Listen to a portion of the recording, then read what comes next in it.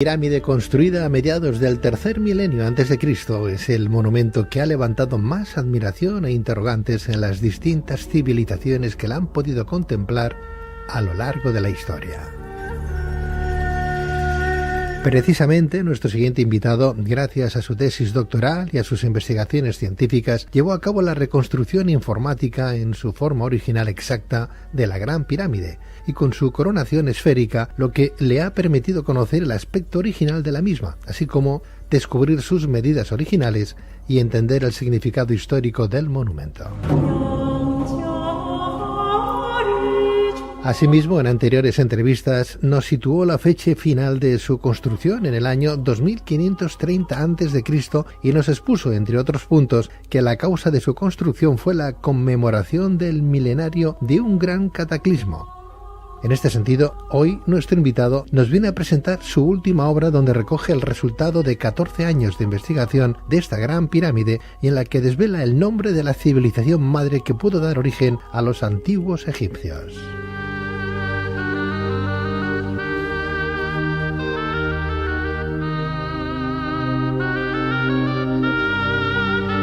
Pero, ¿qué cantidad de información científica esconde la Gran Pirámide? ¿Quién fue el pueblo del Sol? ¿Qué vínculo existe entre la Gran Pirámide y la Atlántida? ¿Qué significado tienen los números 888 y 892? ¿Qué importancia tiene la muerte del dios Osiris en todo lo concerniente a la Gran Pirámide? ¿Qué tipo de conocimientos sobre la estrella de Sirio tenían sus constructores? ¿Qué dios primigenio adoraban? ¿Qué relación existe entre la Gran Pirámide y el perímetro de la Tierra?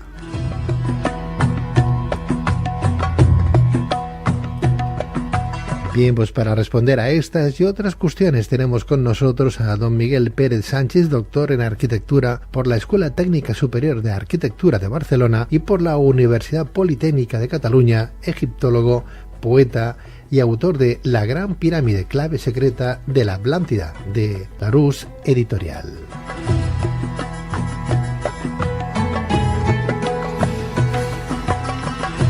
Don Miguel Pérez, doctor Pérez, muy buenas noches. Buenas noches, Pedro. Bienvenido, Miguel. Muchas gracias. Gracias a ti.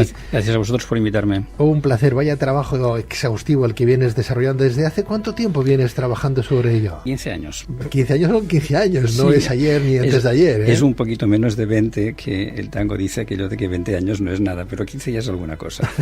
Bueno, en 15 años uno ya llega a construir no solamente una tesis, sino una idea mucho más forjada y marcada, ¿no? Y bien fundada sobre lo que has venido trabajando durante tantos años, ¿no? ¿Te quedas con la tesis o la tesis ha quedado pequeña ya en relación a tus últimos trabajos e investigaciones? Sí, la tesis es el punto de partida, sin duda, pero sobre todo es el hecho de adquirir una metodología de trabajo. Y posteriormente esta metodología de trabajo ha pasado de la Gran Pirámide a Egipto, se ha aplicado sobre el territorio y ha pasado de la arquitectura al urbanismo, lo cual me permite reconstruir la forma original de la llanura de Giza. Estamos hablando de un libro con datos científicos, con observación no solamente empírica, sino observación matemática, estudiada, de rigor. Yo entiendo que para los que han vivido toda la vida sobre un posible o supuesto montaje de lo que es la Gran Pirámide, o lo que eran las pirámides y su fundamento esotérico, les estás rompiendo el pan nuestro de cada día, ¿no? Con tanta investigación al respecto, ¿o no? Yo creo que el saber no ocupa lugar y que cada vez se va profundizando desde los distintos ámbitos de la ciencia en el conocimiento que tenemos. Vamos a ver, la Gran Pirámide esencialmente es arquitectura. Es una arquitectura en ruinas, porque no olvidemos que era un monumento que tenía una capa de recubrimiento con bloques de 1,5 metros de altura. Estos bloques han saltado todos a causa de un terremoto y que después fue utilizado para construir palacios y templos en el Cairo. Pero arquitectónicamente lo que hemos hecho ha sido reconstruir el modelo original y analizar el modelo original. Claro, la arquitectura nos da unas capacidades extraordinarias desde el punto de vista del análisis geométrico y matemático, y ello nos permite relacionar con ciencias que tienen las matemáticas y la geometría como elementos importantes, como son la geodesia y la astronomía. Y claro,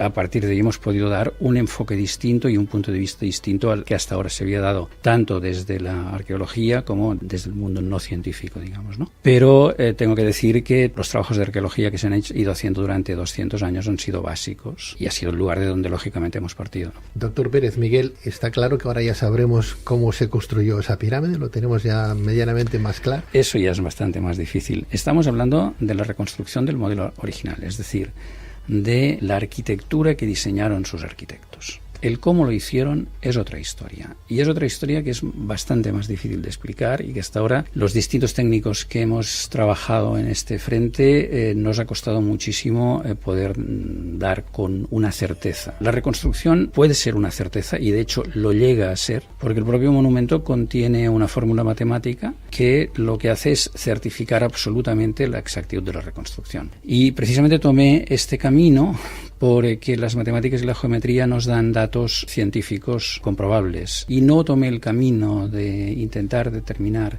cuál fue el método de construcción, entre otras cosas porque lo único que hubiera hecho hubiera sido establecer una teoría más que no deja de ser en el fondo especulativa, porque hasta que no encontremos, y no creo que lo vayamos a encontrar, dibujos de cómo la construyeron, con qué máquinas, con qué medios, eso seguirá siendo un enigma. Es curioso, ¿no? Porque hablas de esa parte matemática. Ellos conocían el número pi, el 3, 14 y 16. Sin ninguna duda. Yo creo que fueron nuestros ancestros los que nos empezaron a enseñar lo que eso significaba, ¿no? Sí. Conociendo ese número pi y conociendo su forma de construcción, es curioso no tener todavía muy claro a día de hoy, con tanta matemática, con tanta tecnología, cómo llevaron aquellos bloques, que no tengamos todavía esa información de cómo llegaron a hacerlo. Habrá que pensar en los atlantes y en los extraterrestres a lo mejor el día de mañana. Esta pregunta ya me la has hecho en alguna ocasión. Claro, no me extraña. Y siempre te digo lo mismo, mira, yo de extraterrestre nunca vi ninguno. el día que conozcas, tenga el gusto de conocer a alguno y me digan, mira, lo hicimos nosotros, entonces si me lo demuestran podemos empezar a hablar de ello. Pero como científico no puedo establecer hipótesis de esas características. A ver, lo que sí que es cierto es que desconocemos profundamente cuál es la tecnología que utilizaron. Mira, si has estado dentro de la cámara del rey de la Gran Pirámide, ellos utilizan bloques que tienen una profundidad del orden de unos 60 centímetros, bloques de granito, perfectamente tallados, y los encajan con una perfección absoluta, de tal manera que no cabe ni una hoja de afeitar ni un papel de fumar entre ellos. Pero hay cosas todavía más extrañas. El sarcófago de Keops, o llamado sarcófago de Keops, porque otra cosa es que Keops estuviese enterrado ahí, cosa que estoy absolutamente convencido de que no fue así. El sarcófago de Keops es un monolito de granito que lo esculpieron. Entonces, cuando intentas hacer la fosa del sarcófago dentro del monolito, los ángulos diedros en los que se cruzan la anchura y la longitud de la base con la altura, lógicamente tendrían que tener unas terminaciones redondeadas porque las máquinas no llegan a entrar al fondo. Pues son prácticamente perfectos. No sabemos con qué tecnología pudieron hacer esto. Láser no existía en esa época. Evidentemente. Entonces, como no sabemos con qué tecnología lo hicieron, siempre vamos perdidos con ellos, desde este punto de vista. Otra cosa es que con las matemáticas podamos llegar más lejos. Vamos a ver, el número pi, sabéis que es la relación que hay entre el diámetro de una circunferencia y su perímetro. Es decir, si el diámetro de una circunferencia es 1, el perímetro es 3, 14, 16. Pues bien, la superficie de la Gran Pirámide es 314.159,27, con lo cual nos están dando, el número pi, con 6 o 7 cifras decimales, porque en una segunda reconstrucción han salido 7 cifras decimales, y ello no se consigue hasta el año 500 o el año 1500 de nuestra era. Teniendo en cuenta que las pirámides son del 2500 antes de Cristo, estaríamos hablando de que en la definición del número pi los arquitectos de la Gran Pirámide se avanzaron en 3000 años las ciencias matemáticas o, según y como, en 4000, porque hay un decimal que puede llegarse a afinar en la reconstrucción. Y es curioso que en el día de hoy, en este siglo XXI, que nos pensamos que ya lo controlamos todo, que lo dominamos todo, que somos casi dioses, ¿no?, de la naturaleza y demás, personas que vivieron 4.500 años antes que nosotros, ¿no?, 2.500 más 2.000, que no sepamos todavía a día de hoy con qué. Yo creo que es una gran cura de humildad. Piensa que de dioses no, porque nos morimos todos. Sí, hasta ellos se murieron. Ellos también se murieron. Y ahí está el mito de Osiris, ¿no?, que para los egipcios era un semidios, pero un semidios mortal. Entonces, yo creo que el ser humano siempre busca los límites y los enigmas nos ayudan a establecerlos. Conforme los vamos resolviendo, vamos avanzando en ellos. Pero es que hay enigmas que aún no han sido resueltos y tardaremos bastante tiempo en conseguirlo. Eso significa que la especulación siempre estará presente y libros de esotéricos, entre comillas, sacados de fábulas y de ciencia ficción, pues estarán siempre ahí presentes. Pero es normal, la imaginación es libre. Llegué a leer, antes de seguir con la entrevista, déjame que haga un pequeño paréntesis, en la Gran Pirámide habían como unos canales de ventilación. Y esos canales de ventilación, no sé si fue un montaje o no, alguien, un investigador o un director de televisión puso como una especie de robot, como una cámara que viajara por esos canales de ventilación. Sí. Y al final de ese canal de ventilación había como una puertecita con un pasador, ¿no? Sí. Uno se pregunta, una puertecita en un canal de ventilación con un pasador, ¿qué hace aquella puertecita de 20 centímetros de ancho? A lo mejor los extraterrestres tenían poderes y eran enanos o gnomos, pero ¿qué hace una puerta, no? Ahí, ¿sabes de qué te estoy hablando, no, sí, Miguel? Claro, perfectamente. ¿Eso es ciencia ficción? ¿Fue un truco? No, de verdad está ahí. Está ahí, es decir, esto Rudolf Gantenbrink lo investigó, especialista en robótica, hizo un robot, pasó la primera puerta, encontró una segunda puerta. Estaban buscando lógicamente una cámara, siempre se ha dicho de que hay una cámara secreta que podría contener los restos del faraón. Y por tanto con todo su ajuar funerario, que sería un milagro encontrarlo porque hay muy poca información sobre el Imperio Antiguo, ¿no?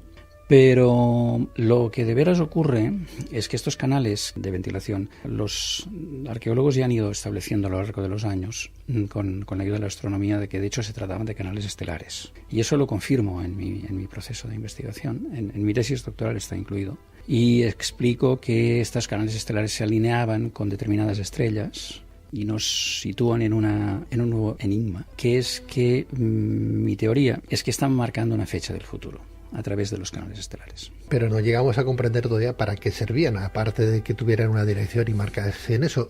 ¿Servían para ventilar? ¿Servían las puertecitas con los pasadores para que no está claro, sigue sin estar claro, entre otras cosas porque si sirvieran para ventilar la cámara del rey, lo que hubieran hecho, si el rey hubiera estado ahí, hubiera sido acelerar la descomposición del cadáver. Con lo cual sigue siendo otro de los enigmas que se nos plantean, ¿no? Es decir, es posible que las puertecitas lo que evitaran fuera la entrada de agua dentro de los canales estelares.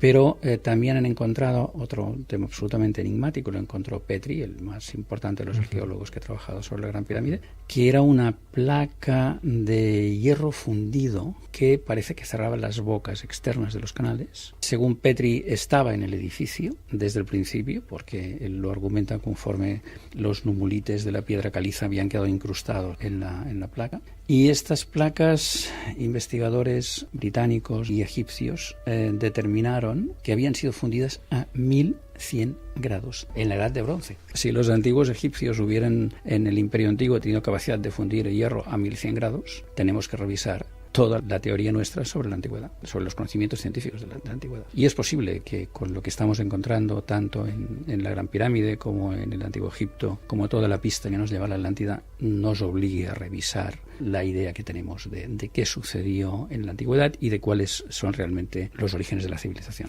Dentro de las pirámides puede haber muchas cosas todavía por descubrir, pero estamos en el siglo XXI, estamos planteándonos montar naves que nos lleven muy lejos, plataformas hoteleras en el espacio, no sé, mientras que otro medio mundo se muere de hambre aquí. ¿Qué sabemos, por ejemplo, del fondo del mar? El 29% del planeta es tierra, el 71% es mar. ¿Qué sabemos del fondo del mar?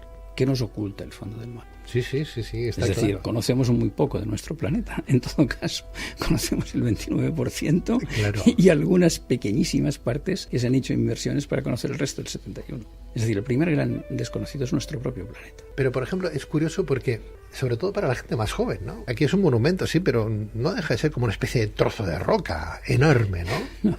No exactamente. Con perdón, ¿no?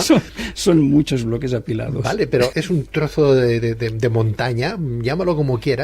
No hay todavía ningún instrumento que pueda a través, no sé si por infrarrojos, no sé con qué, lo digo para saber qué es lo que hay ahí dentro, ¿no? Si, no sé, vemos películas de ciencia ficción que dicen, caramba, caramba, se ponen unas gafas y atraviesan las paredes y se ven las personas dibujadas, ¿no? El calor, se aprecia lo que hay ahí dentro. Si tenemos esa tecnología hoy para impresionar al televidente, ¿no? Para hacer conjeturas, no tenemos una máquina que la pongamos aquí en la pantalla del ordenador nos diga cómo está construido aquello. No hay nada. Sí, claro que lo hay. Y de hecho, un equipo japonés universitario utilizó tecnología en los 90 para radiografiar la Gran Pirámide. Y se encontraron con la gran sorpresa de que les cambiaba de un día para otro la estructura interna del monumento. Y llegaron a la conclusión de que eso solo se podía producir si es que había alguna fuente energética en el interior de la misma. Evidentemente, sí ya sé que suena a ciencia ficción, pero la radiografía les cambiaba de imagen una vez sí y otra también. ¿Cómo se entiende? Algo tiene que haber ahí en medio. Es posible, pero tampoco lo sabemos, porque pensemos que estamos hablando de 2.500.000 bloques de piedra de más o menos 1 metro cúbico cada uno. ¿Qué quiere decir eso? Que la única manera fehaciente de saber qué hay dentro es desmontarlo. Y evidentemente eso no se va a plantear nadie. Claro.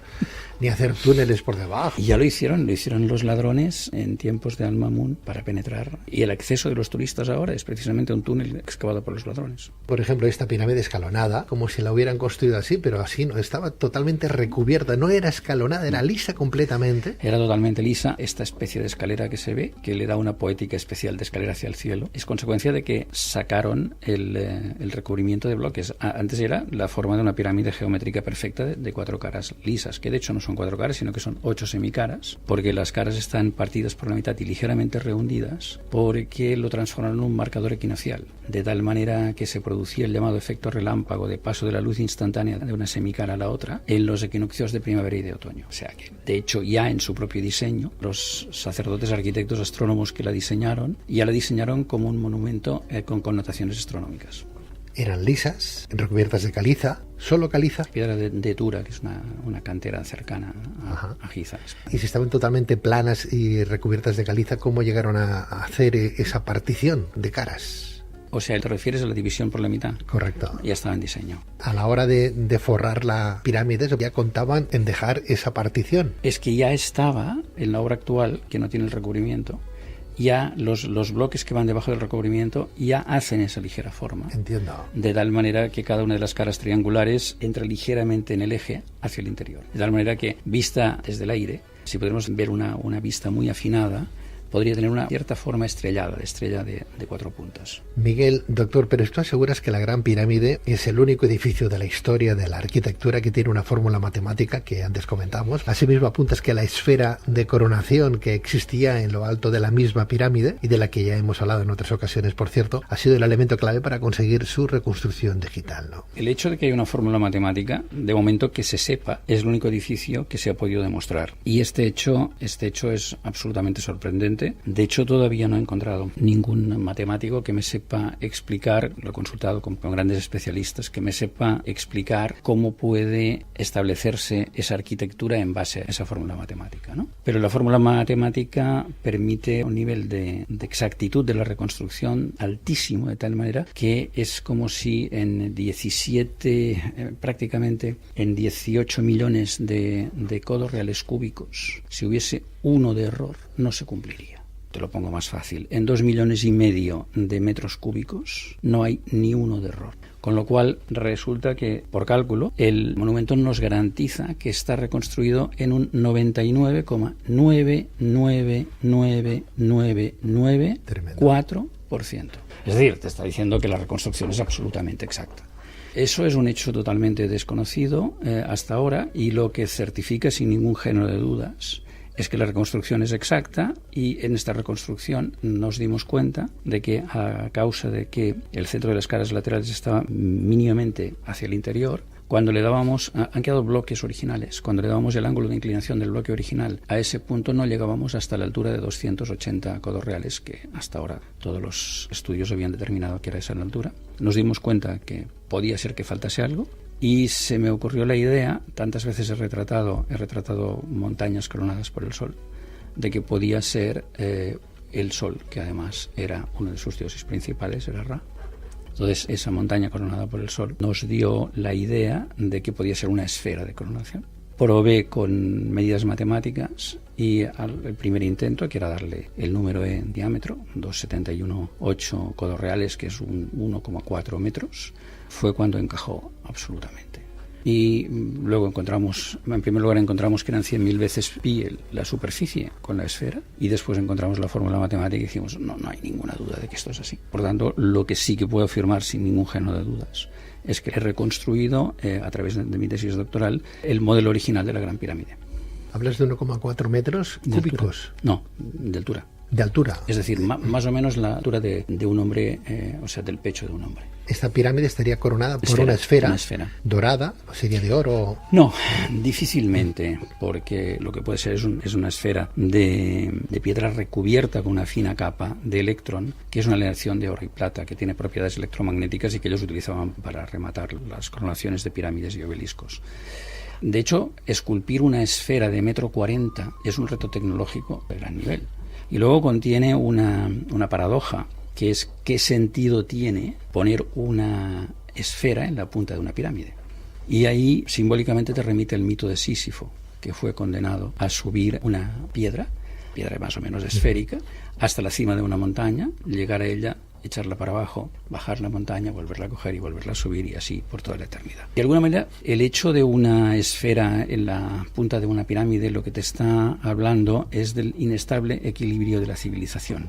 Porque evidentemente a finales del Imperio Antiguo el bárbaro de turno subiría, escalaría la pirámide, cogería una palanca, la palanca la haría rodar, y de alguna manera era una forma de simbolizar que esa esfera en equilibrio, o sea, encima de la pirámide, estaba simbolizando el orden de su propia civilización. Una lección de oro plata. Sí, entre 60 y 75 y entre 25 y 40%. Entiendo que esa esfera estaría como clavada en el vértice, ¿no? O sea, la punta la subirían rodando, entiendo, y la encajarían. O sea, el vértice de la pirámide estaba truncado. Estaría dentro. No, tenía una pequeña plataforma, cuyo perímetro era el número pi, curiosamente. Una pequeña plataforma sobre la cual reposaba. Y, lógicamente, tendría un eje vertical de... ¿Reposaba como plana? ¿Reposaba como plana o reposaba no. con un puntito simplemente? Con un eje. Algo clavado en ese eje. Efectivamente. Que atravesaría la esfera. Efectivamente. Para evitar que se cayera, o que un movimiento sísmico, mil cosas. O el esfuerzo de viento, incluso. O sea, para evitar el esfuerzo cortante del viento, lógicamente, tenía que tener un eje. O sea, se simbolizaría el ojo de Horus, entonces. Efectivamente. Y ese es uno de los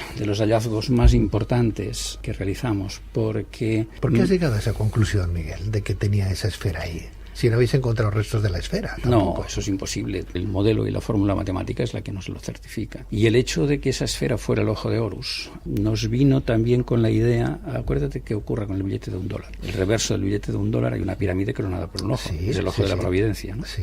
El ojo de la providencia es la traslación de lo que podía representar para ellos, para los egipcios, el ojo de Horus. Hubo otro elemento muy interesante, que hasta ahora no se sabía por qué la Gran Pirámide se llamaba el horizonte de Keops. Y en un determinado momento se me ocurrió calcular cuál sería el horizonte de visión si esa esfera, en el centro de esa esfera, hubiera un ojo. Y la sorpresa fue enorme, porque la medida de ese horizonte de visión demuestra que conocían a la perfección la curvatura de la Tierra en Giza y las medidas de la Tierra. Nuestro invitado asegura haber restablecido el modelo original de la Gran Pirámide. Asimismo apunta que el análisis de la forma original de la Gran Pirámide demuestra que contenía una excepcional cantidad de información científica, expresión de una sabiduría que se anticipó entre 3.000 y 4.400 años a los acontecimientos y conocimientos de nuestra civilización, por lo que este monumento ha resultado ser una auténtica enciclopedia de piedra del saber del pasado. Indicas que has descubierto elementos que determinarían, por otra parte, el origen del antiguo Egipto. De hecho, en una anterior ocasión hablamos del descubrimiento de un código secreto, si me permites la expresión, que hace hablar, entre comillas, a los números y que está asociado a las medidas y magnitudes de esta gran pirámide, y que te ha ayudado a desvelar el nombre de la civilización madre del antiguo Egipto. En este sentido, ¿a qué denominas como pueblo del sol, Miguel? Vamos a ver, mira, en primer lugar te hablaré de la gematría. Una de las cosas que me llamó la atención es que el nombre de los dioses egipcios, el nombre griego de los dioses egipcios, no era exactamente el mismo en Grecia que en Egipto. Me explicaré. A Jeuti, el dios de la sabiduría y de todas las artes, los griegos de Grecia lo asociaban con Hermes, mientras que los griegos de Egipto le llamaban Tot, T-H-O-T-H, Thoth. El resultado fue que cuando me puse a analizar por qué podía producirse ese cambio, me acordé que los griegos no tenían numeración como la nuestra, no tenían una numeración arábiga, que es posterior. Y entonces para los números lo que hacían era una letra seguida de una apóstrofe, de tal manera que el alfa seguido de una apóstrofe era el 1 y la omega seguido de una apóstrofe era el 800, y entre medio, entre el 1 y el 800, iban escalando los números. Entonces se me ocurrió también que podía haber un segundo código que sustituyese las letras por su posición en el alfabeto. Entonces me encontré con que Tot, el dios de la sabiduría, era la divinidad de una ciudad que se llamaba Hermópolis Magna, por Hermes, pero que el nombre egipcio era Gemenu, y Gemenu significa 8, una ciudad que tenía el nombre de un número. Y resulta ser que era la capital de la provincia 15, y resulta ser que las letras de Tot son 8, 15, 8. Y cuando escribes, lo sustituyes por sus valores, sale el número 88. Y me dije, Tot no es un nombre, que era un código. Y ese fue el hilo del que empecé a tirar.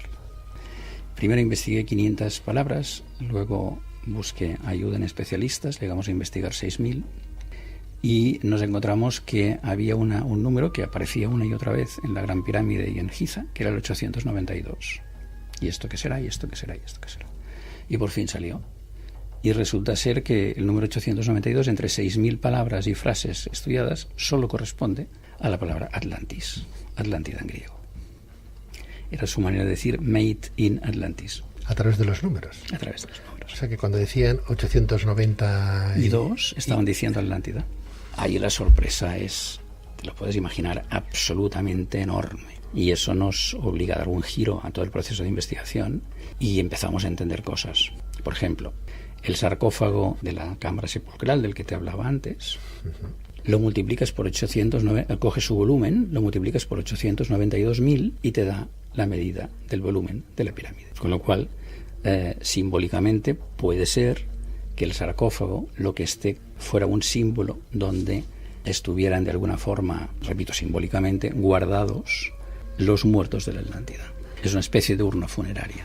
Y eso, Miguel, no son casualidades en función a lo que ya tenemos, ¿no? No, porque las sorpresas se producen cada día. Es decir, yo llevo 15 años de investigación y la verdad es que cada vez me estoy adentrando más en un mundo en el que las matemáticas, la geometría, la astronomía y la geodesia son las grandes constantes y lo han dejado sembrado incluso en la posición de las ciudades. ¿Cómo puede ser que en aquella época tuvieran tanto rigor matemático? La respuesta nos la da Carl Sagan. Sagan dice que todas las civilizaciones científicas tienen en común el uso del lenguaje matemático. Por una razón, porque las leyes de la naturaleza son las mismas en todas partes. Es decir, si yo me quiero comunicar con un señor de aquí 5.000 años que no tengo ni idea cuál es el lenguaje que va a utilizar, las matemáticas son el lenguaje universal. Claro. El mismo Sagan, en el proyecto Voyager, envía un disco con códigos matemáticos, música, como síntesis de nuestra civilización. Miguel, por esa regla de 3, entonces las pirámides que encontramos en el resto del mundo tendrían casi la misma procedencia o los mismos sabios. Es el gran enigma. ¿Sabes por qué? Porque entre las pirámides mayas y las de Egipto... O las chinas. Transcurren, las mayas las conozco mínimamente, o las aztecas transcurren 3.500 años. Entonces, claro, en Chichén Itzá nos encontramos el descenso de la serpiente emplumada con la forma de la sombra, si no recuerdo mal, en el solsticio, con lo cual la sorpresa es, oiga, 3.500 años. Qué casualidad de que civilizaciones separadas por tantísimo tiempo desarrollen conocimientos astronómicos tan elaborados, ¿no? Y tan similares. Y evidentemente ese es otro de los temas que estamos intentando buscar explicaciones, que no es fácil encontrarla, tengo que decir. O sea que Pueblo Sol sería el pueblo Gememet. Sí, es verdad, fíjate. Una de las cosas más curiosas es que el jeroglífico del Pueblo del Sol es una esfera con 3 rayos, uno vertical, uno con inclinación de unos 60 grados a la izquierda y otro con inclinación de unos 60 grados a la derecha. Que si te miras desde una de las aristas la pirámide y hicieras un zoom de su coronación, verías la esfera de coronación, la arista que viene hacia nosotros y 2 más en direcciones a derecha e izquierda. Por tanto, de alguna manera, la coronación de la Gran Pirámide nos está dibujando el jeroglífico de los Gen Mehmet o Pueblo del Sol. Llegamos a la conclusión de que este desconocidísimo pueblo egipcio, que no han podido situar, no es otra cosa que el mismo pueblo de la tierra de los primitivos que encontramos narrada en la cosmogonía que se expone en los muros del templo de Edfu. En este templo egipcio nos dicen que en un principio, que la sabiduría de Egipto proviene de una isla que se hundió repentinamente en el mar y que sus habitantes, los supervivientes, fueron 7 sabios, que estos 7 sabios terminaron en Egipto y trajeron la sabiduría de esa tierra de los primitivos. Es evidente que nos están hablando del mito de la Atlántida. Por tanto, habría una coincidencia pueblo del sol con el jeroglífico que coronaría la Gran Pirámide, tierra de los primitivos, Atlántida. ¿Dónde estaría situada la Atlántida? Porque tiene que siente las columnas de Hércules, que es la gran cordillera, otra incógnita importante. Bueno, o sea que el pueblo egipcio tuvo un pueblo madre, o padre, que sería el pueblo Gememet, que podía ser el pueblo atlántido, el de la Atlántida, ¿no? Sí. A través de esos 7 sabios, al que ellos también le ponían un número, el 892, ¿no? ¿Tú aseguras que el número entonces 888 determina la existencia de un Dios único, primogenio, correcto, documentado en el 4.º milenio antes de Cristo, nada más y nada menos? Correcto. Que apuntas que el número 888 del que hemos hablado es el nombre de Dios, uno de la religión Atlanti, y consideras que ha tenido una influencia enorme en la historia de esta civilización. ¿Qué importancia tiene la muerte del dios Osiris en todo lo concerniente a la Gran Pirámide?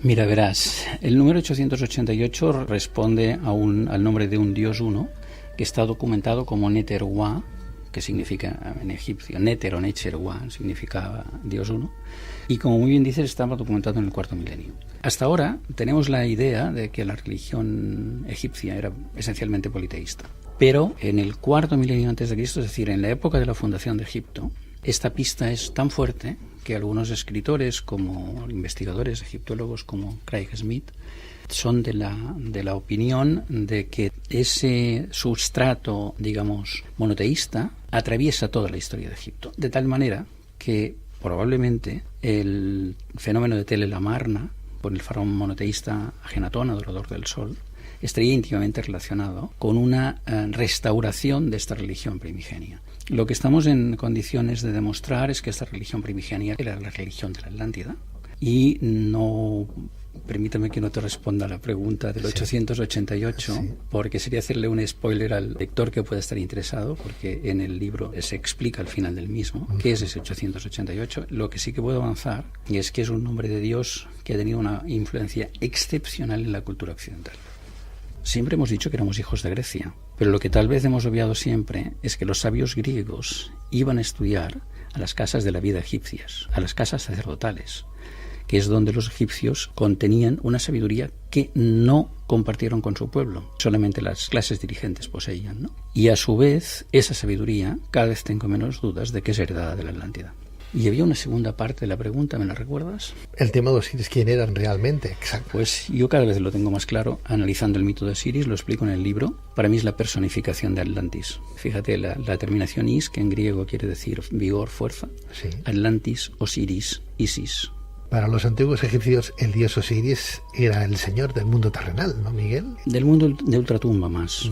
Su hermana Isis y su hijo Horus eran figuras fundamentales en la religión del antiguo Egipto antiguo. Y en este sentido, Osiris era el dios egipcio de la resurrección, correcto, símbolo de la fertilidad y regeneración del Nilo. Correcto. Era el dios de la vegetación, por otra parte, y la agricultura. También presidía el tribunal del juicio de los difuntos en la mitología egipcia. Bueno, era el que medía las almas, junto con Mat y con Tot, en el juicio del peso del alma, que de alguna manera el cristianismo lo recoge en la idea del juicio final, ¿no? Tú relacionas la Gran Pirámide con el diluvio universal. ¿Dónde te apoyas? En los canales estelares. Es una de las cosas que se me olvidó comentar antes. Vamos a ver. Los canales estelares establecen 2 alineaciones con Marte, concretamente. En una de ellas, la primera de ellas sería la fecha inicial de la Gran Pirámide, y la segunda de ellas sería la fecha final de las obras de la Gran Pirámide. Este hecho está más que confirmado, entre otras cosas, porque la duración de las obras es 6.216 días, que son 7 veces 888 días. Tardaron en construirla. Construir la pirámide 888 días. 7 veces 888 días. A 7 veces 888 es días. Absolutamente exacto, las dos alineaciones de Marte. Pero es que además, tanto la primera de las alineaciones de Marte coincide aproximadamente entre el tercer o cuarto año del reinado de Keops, y la última coincide 3 años antes de su muerte. Es decir, que es perfectamente dentro del periodo histórico fijado, ¿no? Pero es que además hay otra cosa, que es que la fecha de la muerte de Osiris está establecida por Plutarco a partir de la posición del Sol, de la Luna y del día del año. Como conocemos la correspondencia del calendario egipcio con el nuestro, a través de los programas astronómicos maravillosos que en este momento tenemos, he podido determinar de qué fecha exacta se trataba, y resulta que día por día, sin ni un solo día de variación, es 1000 años exactos, el día de la muerte de Osiris, antes de la inauguración de la Gran Pirámide. Por tanto, la Gran Pirámide es el monumento que conmemora el milenario de la muerte de Osiris, y este es uno de los elementos de apoyo para decir, oye, Osiris no es Osiris, Osiris es solamente, nada más ni nada menos que la personificación de Atlantis. Entonces, esta Gran Pirámide, ¿cuántos años tardaron en construirla? 17 años, y parece broma, pero y 8,88 días. El 8 está muy presente.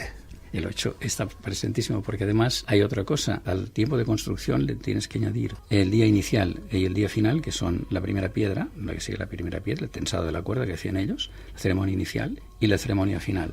Y eso nos da una medida también asociada al número 888. Está por todas partes.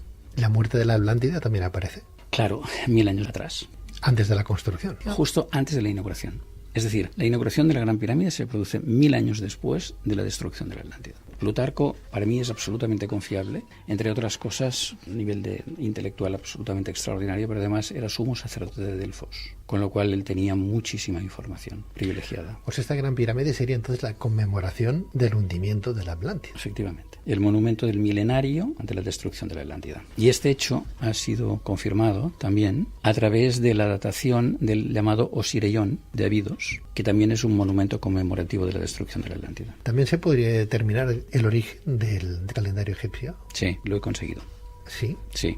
Vamos a ver, hay dos datos muy importantes. Uno de ellos nos viene de Teón de Alejandría, el padre de Hipatia, el penúltimo de los directores de la Biblioteca de Alejandría. La última fue Hipatia. Era matemático, geómetra, astrónomo, y Teón de Alejandría estableció una fecha aproximada del calendario en base a un tema que ahora sería bastante complejo de explicar. Y hay un investigador inglés, poco conocido, pero extraordinario también, Sewell, que estableció otra fecha.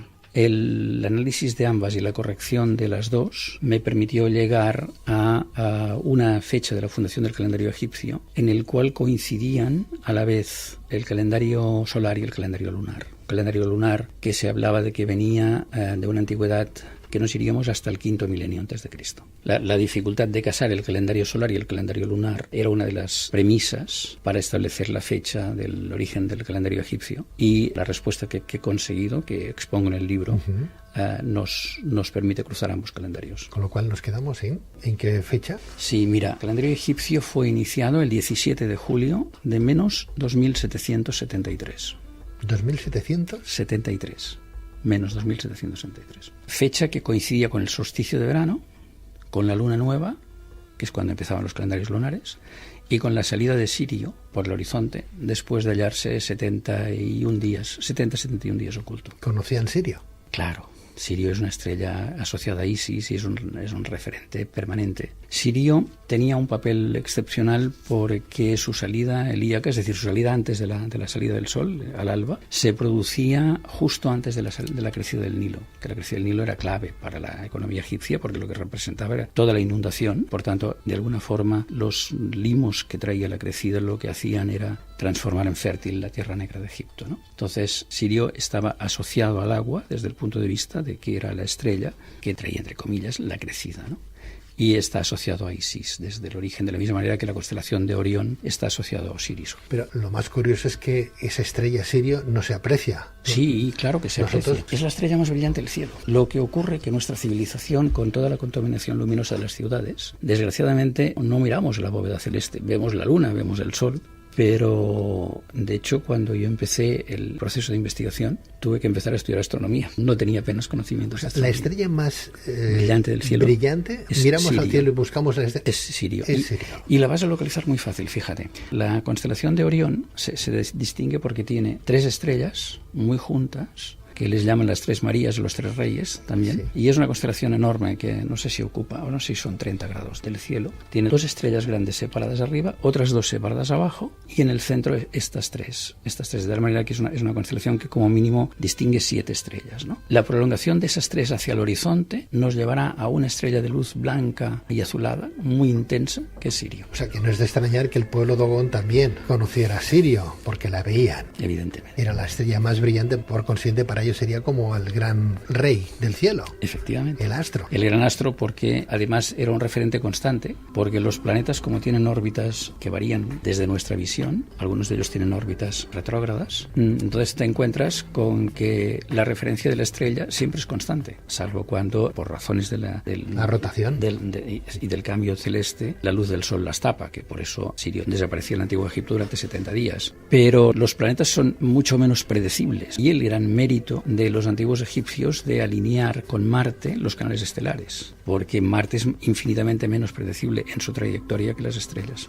Miguel, ya para ir finalizando, ¿entiendes que tus investigaciones sobre la Gran Pirámide de Keops y el conjunto monumental de Giza, por ejemplo, deberían tener como consecuencia la necesidad de replantear las actuales teorías sobre la evolución de la civilización y de la vida inteligente sobre la Tierra? Bueno, me sabe mal decirlo porque parece una afirmación, digamos, atrevida, pero es la conclusión a la que estoy llevando sin ningún género de dudas. O sea que, en resumen, a través de la Gran Pirámide nos das a entender que esta construcción esconde conocimientos científicos de la civilización que la construyó, así como un código secreto mediante el cual los egipcios estaban dejando valiosa información sobre sus orígenes, la Atlántida en este caso. Es así. O sea que todo lo que nos han enseñado en la escuela desde pequeñito, de lo que eran las pirámides, que allí enterraban a sus faraones y demás, y ese tipo de historias ya nos tenemos que olvidar. No necesariamente. En arquitectura, Venturi hablaba años atrás del elemento doble función. Entonces, yo lo que creo es que en la Gran Pirámide hay el elemento doble función. Una función es la conmemorativa del milenario de la destrucción de la Atlántida,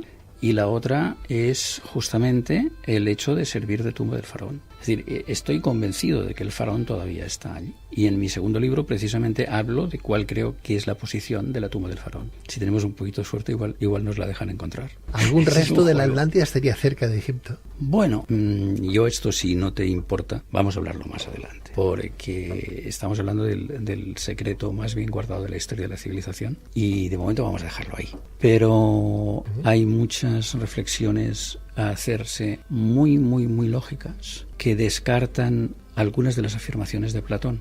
Y Platón me merece un respeto extraordinario, pero Platón transmitía bastantes años después, como cerca de 300 años después, lo que los sacerdotes egipcios le habían explicado a Solón. Y esas transmisiones muchas veces contienen errores. Yo no sé si el gobierno egipcio se da cuenta de lo que tiene entre sus manos, ¿no? Y no se implica un poquito más en averiguar, en indagar, en buscar soluciones. Tienen a lo mejor ahí la ciencia matemática por antonomasia, ¿no?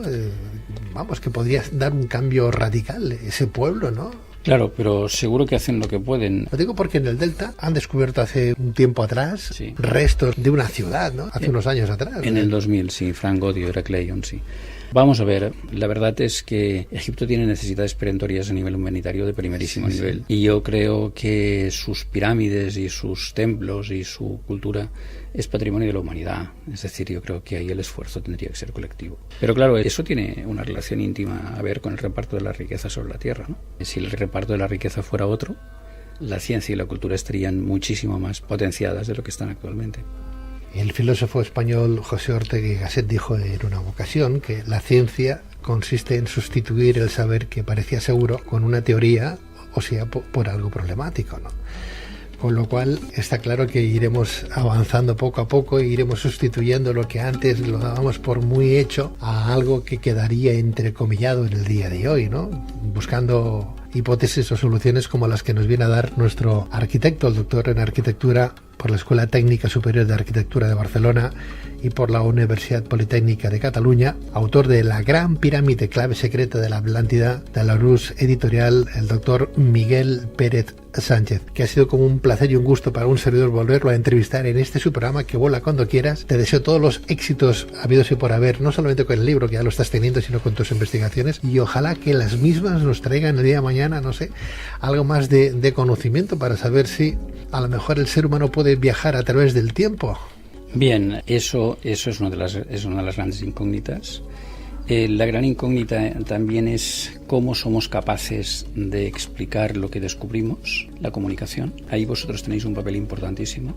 Las editoriales tienen también un papel importantísimo, es decir, todos los medios de comunicación. Y por tanto, el reto que en este momento estamos teniendo es ser capaces de explicar las nuevas teorías, dándolas a conocer al máximo de gente, con un lenguaje lo más entendible posible y a la vez intentar abrir las mentes en el sentido de que todos hemos de tener en cuenta que la ciencia evoluciona permanentemente y que lo que era dado por sabido y por verdades absolutas hace 100 años, ahora todo ello se está moviendo. Doctor Miguel Pérez Sánchez, muchísimas gracias. Un placer. Muchísimas gracias a ti, Pedro. Buenas noches. Buenas noches.